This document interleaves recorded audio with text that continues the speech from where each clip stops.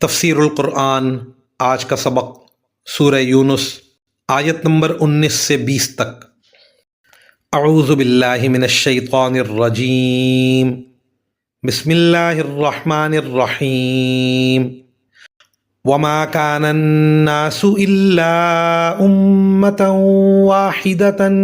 فاختلفوا ولولا كلمة سبقت من ربك لقضي بينهم فيما فيه يختلفون ويقولون لولا أنزل عليه آية من ربه فقل إنما الغيب لله فانتظروا إني معكم من المنتظرين۔ ترجمہ: اور شروع میں تمام انسان کسی اور دین کے نہیں، صرف ایک ہی دین کے قائل تھے، پھر بعد میں وہ آپس میں اختلاف کر کے الگ الگ ہوئے، اور اگر تمہارے پروردگار کی طرف سے ایک بات پہلے سے طے نہ ہو چکی ہوتی تو جس معاملے میں یہ لوگ اختلاف کر رہے ہیں اس کا فیصلہ دنیا ہی میں کر دیا جاتا۔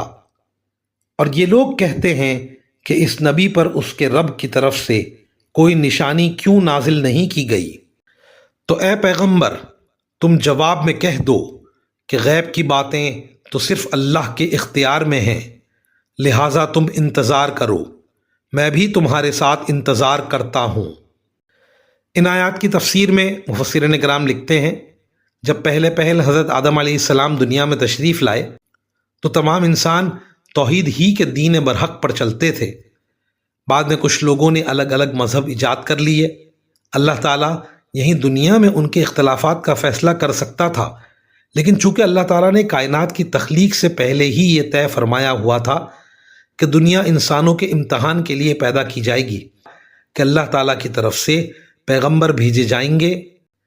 جو لوگوں کو دنیا میں آنے کا مقصد بتائیں اور دین برحق کو واضح دلائل سے بیان کر دیں، پھر وہ اپنی آزاد مرضی سے جو راستہ چاہیں اختیار کریں، اور آخرت میں فیصلہ کیا جائے کہ کس کا راستہ صحیح اور انعام کے قابل تھا اور کس کا غلط اور قابل سزا۔ اس لیے اللہ تعالیٰ نے دنیا میں اس فیصلے کا مشاہدہ نہیں کروایا۔ مزید فرمایا کہ ان آیات میں نشانی سے مراد معجزہ ہے۔ یوں تو اللہ تعالیٰ نے حضرت صلی اللہ علیہ وسلم کو بہت سے معجزات عطا فرمائے تھے، اور آپ کے امی ہونے کے باوجود قرآن کریم کا آپ کی زبان مبارک پر جاری ہونا بذات خود بہت بڑا معجزہ تھا، لیکن کفار مکہ آپ سے نت نئے معجزات کا مطالبہ کرتے رہتے تھے۔ ظاہر ہے کہ اللہ تعالیٰ کے پیغمبروں کا یہ کام نہیں ہوتا کہ وہ کافروں کے اس قسم کے ہر مطالبے کو پورا کریں اور ہر کس و ناقص کی فرمائش پر ہر روز نئے معجزات دکھایا کریں، بالخصوص جب یہ بات معلوم ہو کہ مطالبہ کرنے والے محض وقت گزاری اور بہانے بازی کے لیے ایسی فرمائشیں کر رہے ہیں۔ اس لیے حضرت صلی اللہ علیہ وسلم کو ایسی فرمائشوں کا یہ مختصر جواب دینے کی ہدایت فرمائی گئی ہے کہ غیب کی ساری باتیں جن میں معجزات کا ظاہر ہونا بھی داخل ہے میرے قبضے اور اختیار میں نہیں ہے، صرف اللہ تعالیٰ کے قبضے میں ہے۔ وہ تمہاری کون سی فرمائش پوری کرتا ہے اور کون سی پوری نہیں کرتا، اس کا تم بھی انتظار کرو، میں بھی انتظار کرتا ہوں۔ وآخر دعوانا ان الحمد للہ رب العالمین۔